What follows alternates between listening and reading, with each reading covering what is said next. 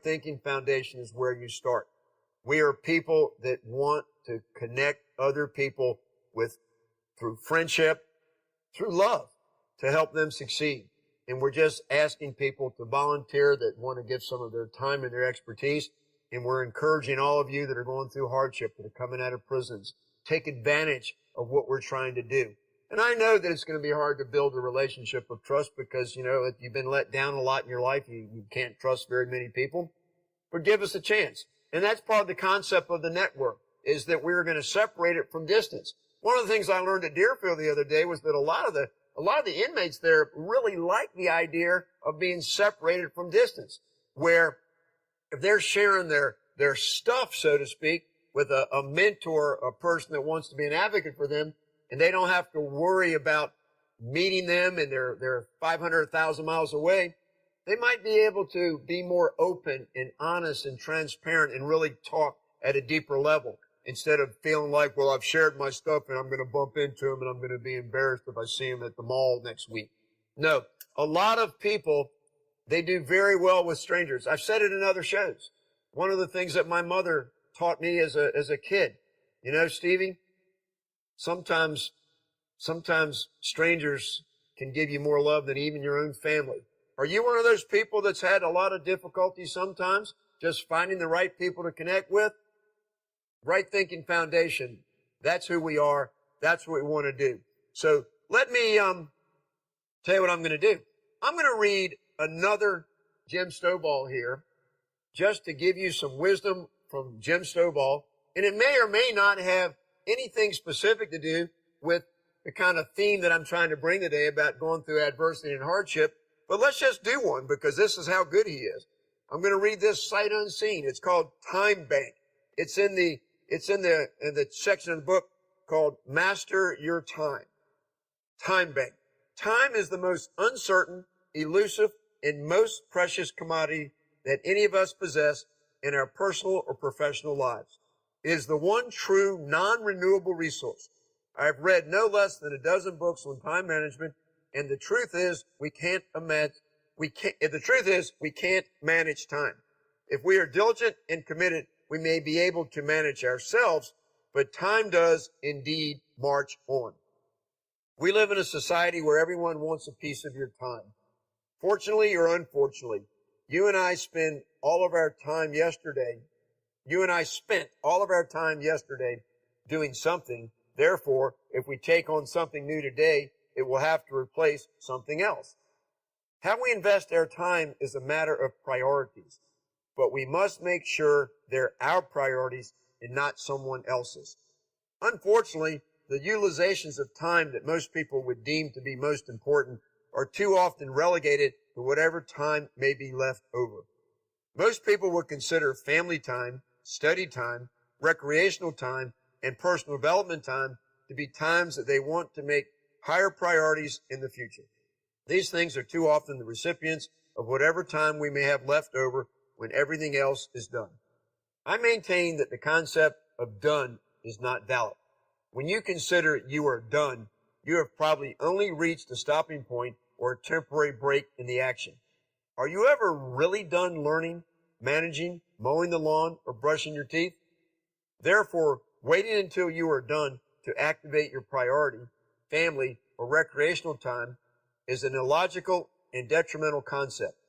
These things should be budgeted into your time bank, just like work, household chores, and everything else we must do in order to maintain our lifestyles. For the past 7 years, my winter's wisdom columns have been sent out to magazines, newspapers, and online publications around the world every Thursday morning without fail. They generally take me about 10 to 15 minutes to write each week. In the past several years, I have discovered the wisdom of writing them when I have the inspiration in my mind for the week's effort. Sometimes when I write the columns early, something time sensitive pops up on Thursday morning. And I'm glad the column is out of the way, so I'm not forced to rush out something that is less than my best effort. I call this concept of moving things forward in an attempt to control my calendar banking time. Next time you are near a reservoir where a river has been dammed up to create a lake, Observe that all the water is still there. It has simply been stored up to use at a later time for irrigation, power generation, flood control, or recreation. The water must be stored when it is available so it can be released when it is needed. Your time and the demands that are placed on your time are like that river. Either you control it or it will control you. I am pleased to report that as I close this column, it is 2:34 on Tuesday afternoon. As you go through your day to day, remember, you can't control your time, but you can manage yourself. Today's the day. Well, let's think about what Jim Stovall just gave us about time. It reminds me of one of the most profound experiences that I've ever had. I think I'm going to give you the same point in a different way. Years ago, back around 1984 or 5, I went to a conference, and the speaker was Fred Pryor. And at the time, Fred Pryor was the #1 motivational speaker in the world. He had the Fred Pryor Institute, and he had about 100 people that were highly trained that went all around the world representing Fred Pryor's motivational way of teaching people a lot of things. Well, this was an American Airlines. I was in the travel business, and I went to a 4-day seminar in Dallas, Texas, and Fred Pryor was the guest speaker at one of the sessions, and it was right after lunch at 1 o'clock in the afternoon. It was on a Friday afternoon, I remember, and I knew about Fred Pryor. That man inspired me so much. So what I did was I skipped lunch, and that was a Texas barbecue. They were feeding us good down there. Well, I skipped lunch, and I went into the auditorium where Fred Pryor was going to speak. And Fred Pryor, he came in. I was sitting in the very front row, and he walked down, and there was a 10-foot by 10-foot platform a foot off the ground, and it had a chair on the middle of it. The room had filled up with about 800 people. I was about 8 or 9 feet from where he was standing on this platform. Well, he walked up there, and I'll just never forget this. He walked up there, and the subject that he was going to speak on was time management. He came up there, said hello, and he said, "Do you mind if I take off my jacket?"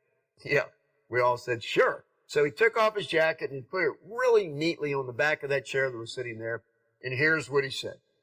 He said, "I know that today's topic is time management, and I want to tell you, if you think I'm going to teach you how to manage your time better by getting you how to file better and sort your pencils in your desk drawer so you can be more efficient, that's not at all what I'm going to talk to you about today. What I want to tell you the secret to time management is that if you get up every single day and you thank the good Lord for another day that He's given you, then you're going to make the most use out of all the time that the Lord has given you." And for the next almost an hour, he just spoke in the most beautiful way about having a purpose in life and wanting to have a good life and serving the Lord and just being thankful. It was about thankfulness. Think about that. Time management is about being thankful that you've been given this life that you've been given and being thankful for it. And so at the very end, he stood there and he looked off into the distance as he did this James Cagney thing and put his thumb on his coat collar and rested it on his shoulder.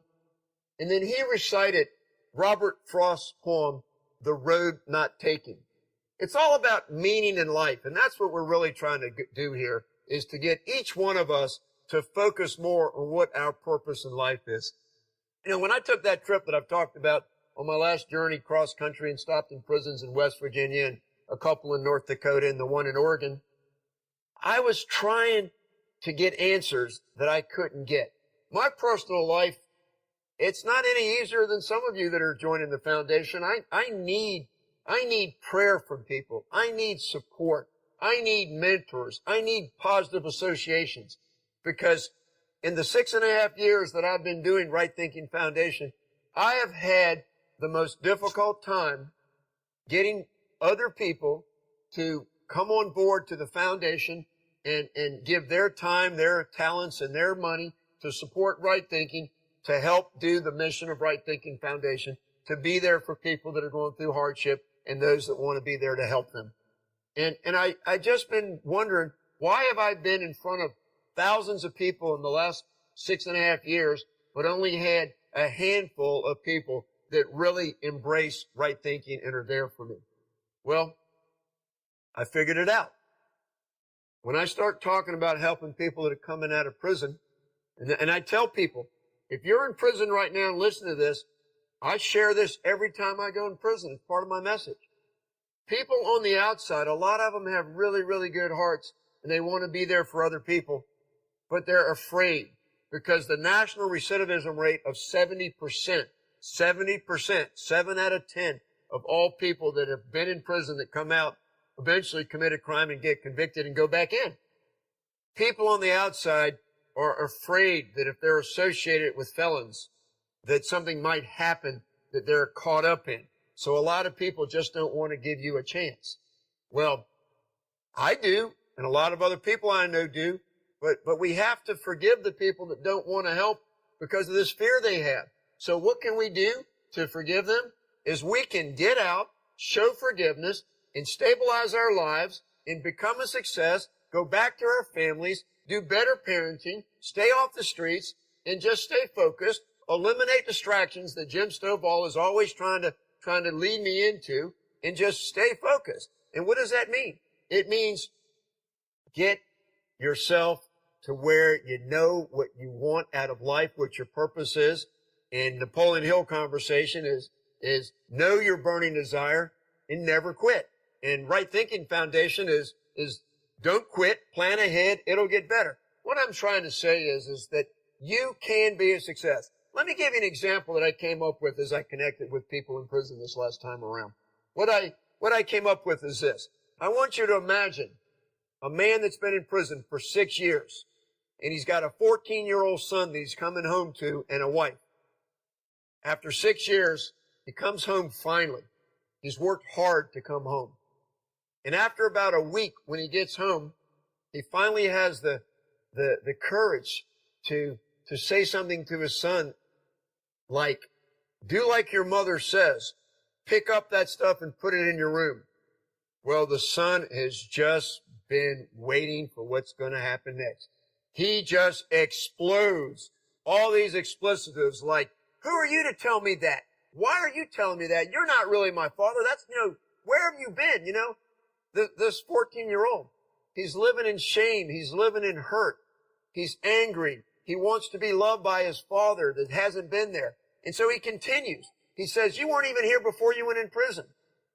I want to ask you, if you're that father and your 14-year-old son has just done that, lashed out on you, who are you going to call to help you through this situation? You might not have anybody that's there for you. You might not have any other family. You might not have anybody at all. You've just been out of prison for a short time. Well, let me just tell you something. You're going to call Right Thinking Foundation and you're going to talk to Steve, me. And here's how the conversation is going to go. Let's call the person Johnny. Johnny, you might not know it right now, but what just happened is really a good thing.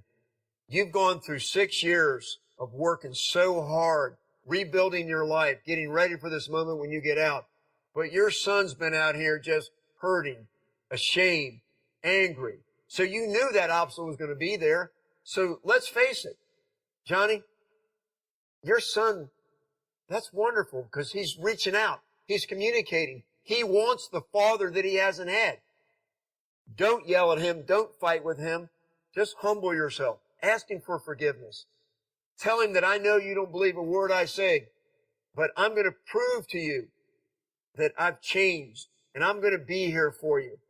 Well, let's hit the pause button right there. Put that up on a screen. Picture this 14-year-old that's already starting to get in trouble. That's already out there on the streets.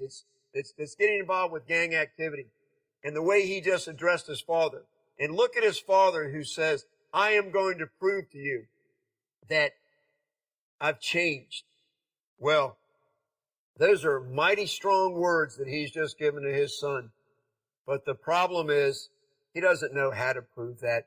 He himself, he's going to have a very difficult time living up to that statement that he just made to his son. What he needs to do is he needs to be transformed. He needs to be changed into the father that that son needs. And let me tell you something. If Johnny